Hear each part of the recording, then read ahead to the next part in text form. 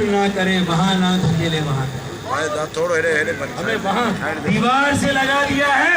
अब दीवार में चुनवाने का काम ना करें, ये सिर्फ दीवार से नहीं लगा रहे, चुनवा रहे उसमें।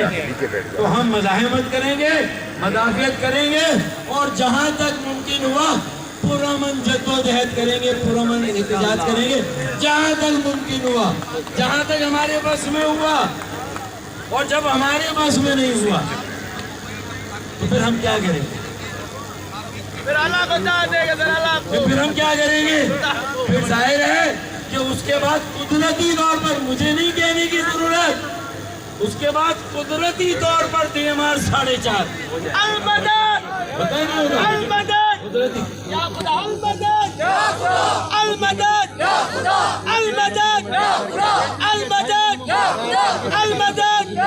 ट्रेड यूनियन के 28-29 नुमाइंदों पर FIR काटी है। कितना बड़ा जुल्म है, कितना बड़ा जुल्म है कि एहतजाज करने पर, अगर अपना हक मांगने पर FIR कटे। दहशतगर्दी की दफात लगाई सर, और दहशतगर्दी की दफात लगाई है।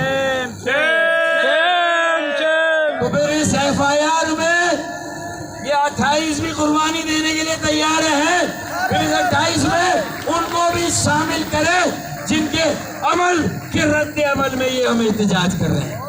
फिर उनके खिलाफ भी FIR करनी चाहिए कि उन्होंने बेसरो सामान किया है, बेसाहिबान किया है, हमें खुले आसमान के नीचे आने पर मजबूर किया है। फिर उनके खिलाफ FIR करनी चाहिए। दुरुस्त, हम आपके साथ हैं। आलिया ने कराची, आलिया ने सिंध, आलिया ने पाकिस्तान आपके साथ है। बस जरा अपने अपने मसलों में सब उलझे हुए हैं, सबको एक जगह आना होगा, मज़ारे कायद पे एक बड़ा धरना देना होगा इंशाअल्लाह। उसके बगैर शायद न हमारी बाकी आधी आबादी हमें वापस की जाए, न सिंध में जो मरदमशुमारी में गड़बड़ हुई है, न बलूचिस्तान में जो मरदमशुमारी में गड़बड़ हुई है, या कहीं पर भी हम सबके साथ। हमने सिर्फ कराची का मुकदमा नहीं लड़ा, वो जो शाहिद खाकन अब्बासी वजीर आजम ने मेरी तकरीर के बाद कहा कि 5% दोबारा से मरदमशुमारी कराएंगे, ऑडिट कराएंगे, तो सिर्फ वो कराची के लिए नहीं था, वो पाकिस्तान में जहां जहां मरदमशुमारी पर सवाल उठा वो सब जगह 5% मरदमशुमारी दोबारा कराने का ऐलान हुआ था। सब जगह दोबारा मरदमशुमारी की गई, बस शमूल कराची। हमने यही वो गलत देखें। और जब कराची की सही आबादी आएगी तो हर जबान बोलने वाला पाकिस्तानी कराची में, हर कौमियत का, हर इलाके का पाकिस्तानी कराची में है या नहीं? भाई असल पाकिस्तान तो सैंपल नमूने का पाकिस्तान तो कराची है। भाई इसमें उर्दू बोलने वाला हो या दीगर मेमन, गुजराती, मारवाड़ी, काठियावाड़ी, मेवाती, पूर्वी, या मेरे सिंधी, बलोच, पंजाबी, पख्तून, सराइकी, हजारेवाल, कश्मीरी और गिलगिती भाई हो, अरे वो सब या तो अपने अपने सूबों और इलाकों में रहते हैं या फिर उनकी अच्छी खासी आबादी कराची में रहती नहीं रहती है या नहीं? तो अब कराची को सही मानों में पाकिस्तान का गुलदस्ता बनाने के लिए चाहे स्टील मिल्स के मजदूरों मुलाजमीन हो, चाहे PIA के मजदूरों मुलाजमीन हो, या कोई और इदारा जहां इस तरह की शर्मनाक हरकत की जा रही है, हम सब उसके खिलाफ खड़े होंगे। मरदमशुमारी, स्टील मिल्स, PIA, मजदूरों का इस्तेसाल, इदारों का इस्तेसाल, इदारों की तबाही बर्बादी, हम अब मजीद ये तबाही बर्बादी बर्दाश्त नहीं करेंगे।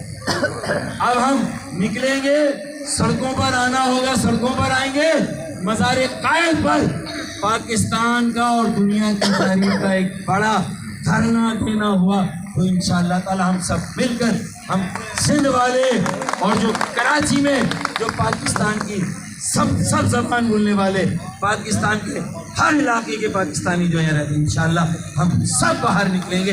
हमारी बेटियों, हमारी बहनों के मुस्तकबिल का मसला है भाई। हमारी बहनें हमारी बेटियां, हमारी माएँ हमारे साथ बैठी हैं। ये कोयटा में जो कुछ हुआ था हजारा बिरादरी के साथ, तो भी बहनें बेटियां खुले आसमान के नीचे शर्म आनी चाहिए कि भाई ये कोई अपने मफादात, जाती मफादात को बचाने आ रहे, ये अपनी जिंदगी का हक मांगने आ रहे यार। ये अपनी जिंदगी का सिर्फ हक मांग रहे, जिंदा रहने का हक मांग रहे। इनके साथ ये सुलूक नहीं होना चाहिए और ये सुलूक बंद होना चाहिए। स्टील मिल को हम अपने पैरों पे खड़ा कर सकते हैं, हमारे पास प्लान है। अगर रशिया की हुकूमत ने अब उनसे ताल्लुकात भी अच्छे हैं, बेहतर हैं, तो जब अच्छे और बेहतर ताल्लुकात हो गए तो फिर उनके साथ इस स्टील मिल को बचाने, इसे वसअत देने, इसे आगे बढ़ाने, इसकी प्रोडक्शन को, इसके कर्जों को, सारी चीजें रूस के साथ उस माहिदे में शामिल है। सब चीजों का हल है। अगर जरा नम हो तो ये मिट्टी बड़ी जरखेज है साहब, जरा थोड़ा सा पानी डालना है, इस मिट्टी को थोड़ा सा नम करना है, नरम नहीं गीला करना है थोड़ा सा। फिर देखिए इसमें से कैसे शजर और पौधे और फल और फूल और हरियाली निकलती है। मत बंजर बनाए अपनी जमीन को, मत लोगों को बेरोजगार करें, मत लोगों को बेरोजगार करके जराइम की तरफ मत धकेलें। ये क्या करेंगे लोग? जराइम में इजाफा होगा जब बेरोजगारी में इजाफा होगा, बदअमनी में इजाफा होगा, अदम इस्तेकाम होगा। कराची, सिंध जो पाकिस्तान की मईशत का मरकज है, पूरा से जो पूरे पाकिस्तान की तरक्की का इंजन है, अगर इसका बट्टा बिठा दोगे तो पाकिस्तान का बट्टा बैठेगा। कराची चलता है, सिंध चलता है तो पाकिस्तान चलता है। दुरुस्त। अगर इसी का बट्टा बैठ गया तो क्या होगा?